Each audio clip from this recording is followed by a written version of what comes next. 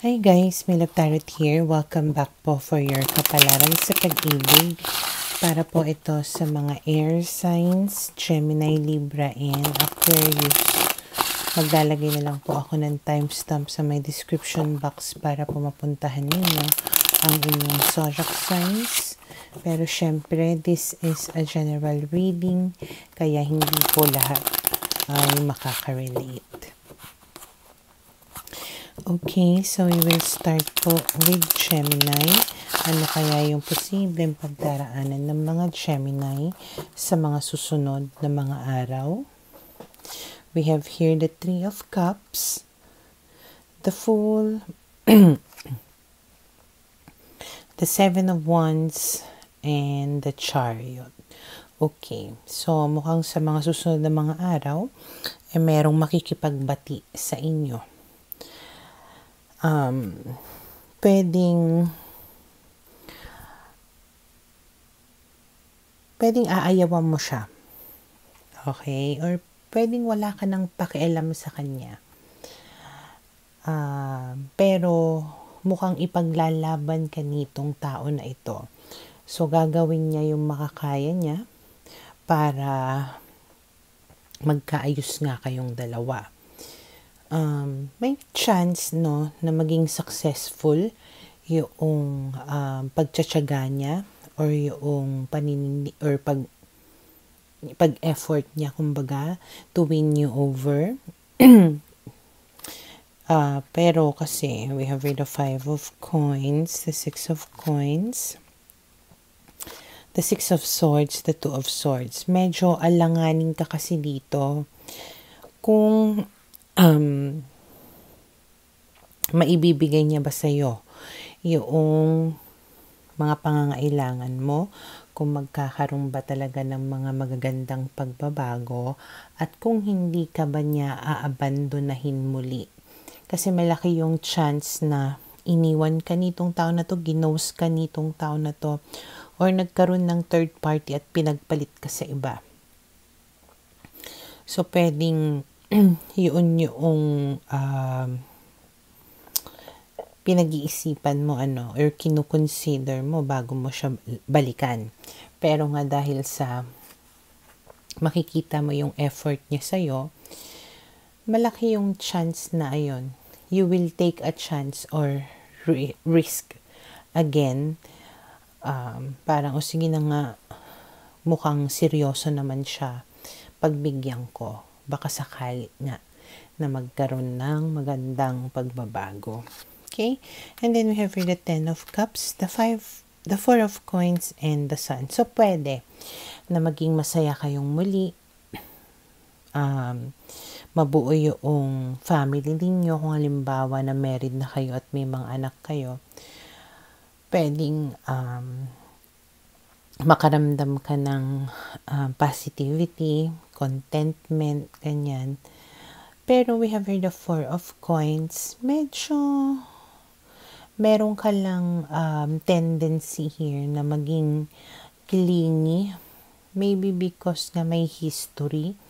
So, hindi mo talaga totally na maiiwasan na magkaroon pa rin ng pagdududa, na paghigpitan siya or maging praning ka sa mga bagay-bagay. Pero overall, mukhang magiging masaya naman kayo. And then we have the Emperor and the Three of Coins. So patuloy niya kumbaga na paninindigan yung mga salita niya. Patuloy niya na pagtitibayin ang inyong relationship. And mukhang talagang magko-cooperate kayong dalawa or pagtatrabahuan nyo talaga na pareho yung pagpapatibay ng relationship ninyong dalawa. And then we have here the Ace of Wands. Ibig sabihin, yung new beginning ninyo punong-puno ng passion. Okay? And maaaring mabalik kumbaga yung sigla, yung excitement, yung spark ng inyong samahan. Okay? So, for now, ito yung nakikita ko na posibleng mangyari sa mga Gemini.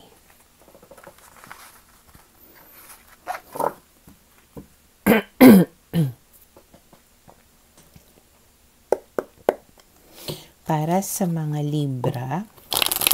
Okay, let's see. Ano kaya yung posibleng pagdaraanan ng mga Libra sa mga susunod na mga araw? We have here the 5 of Coins, the 9 of Swords, the 10 of Cups, and the 4 of Wands. Okay. So, yung iba sa inyo, maaaring makaramdam pa rin kayo ng loneliness at talagang nag-overthink pa rin kayo dito, nai-stress kayo, especially na when it comes to your love life, to your marriage, to your family, ganyan, or relationship, okay?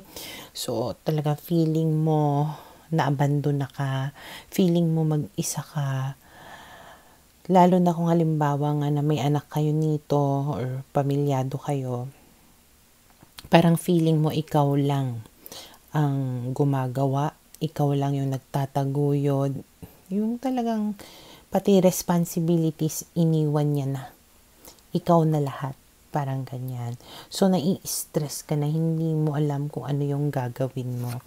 And then we have here the Hangman, the 6 of Cups, the 4 of Coins, and the 8 of Coins. So,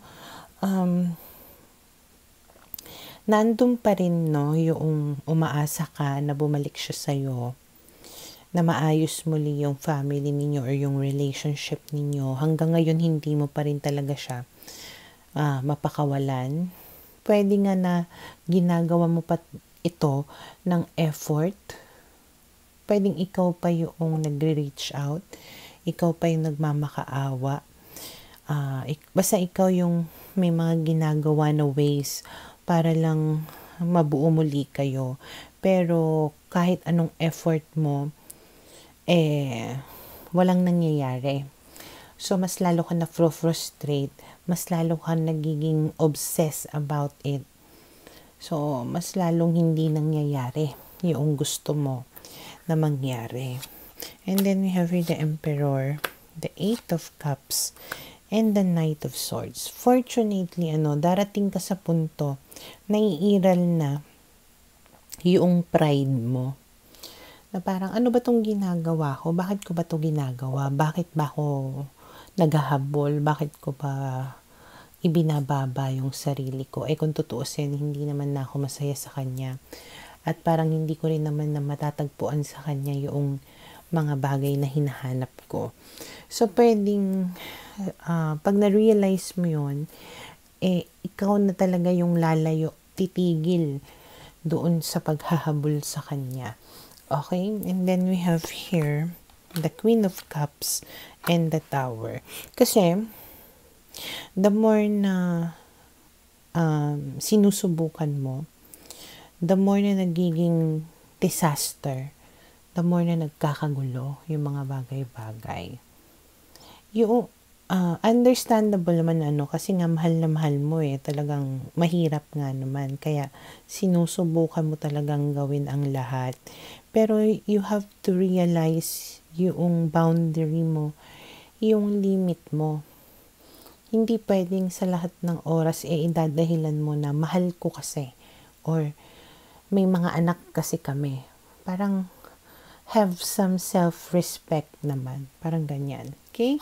And then we have the High Priestess. Again, fortunately, iiral yung isip mo, yung utak mo, yung pride mo. Makakapag-isip ka ng matino. Okay? Magiging mautak ka. Hindi puro puso yung papairalin mo. And you will be able to make the best decision for yourself. Okay? So, for now, ito yung nakikita ko na posibleng mangyari sa mga Libra.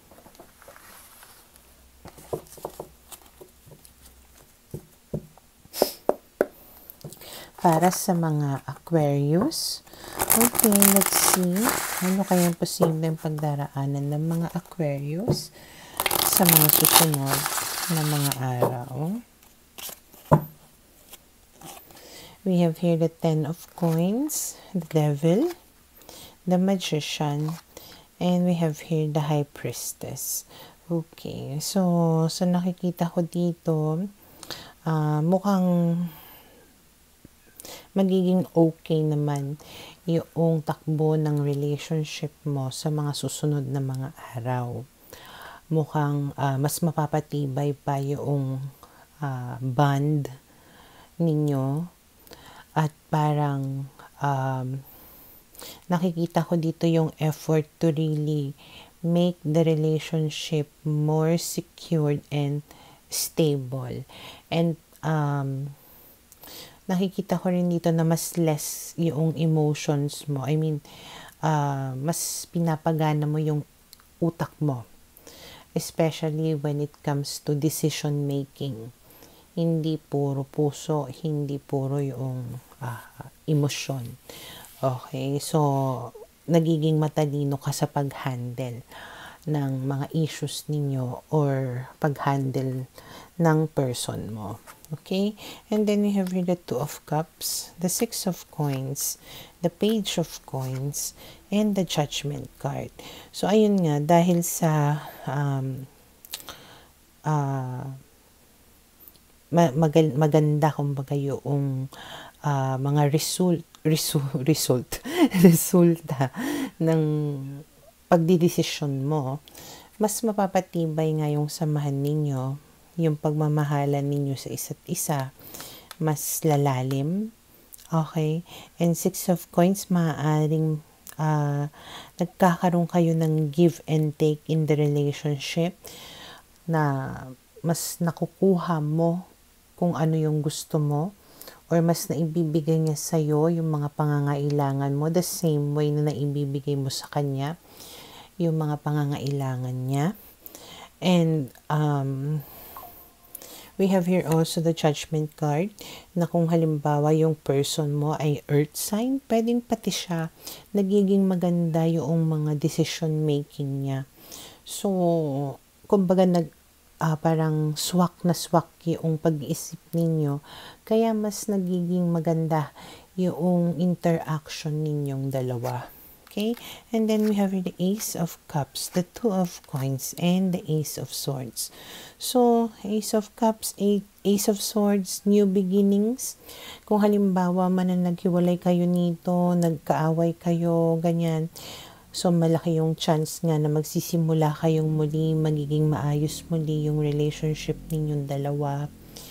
Na mapag-uusapan ninyo yung mga bagay-bagay ng maayos at parang matitimbang ninyo yung mga bagay-bagay, mapaprioritize ninyo yung mga bagay na mas importante, madidetermine ninyo kung ano yung kailangan ninyo na alisin or bawasan sa relationship ninyo or kung ano yung patuloy ninyo na pagtitibayin.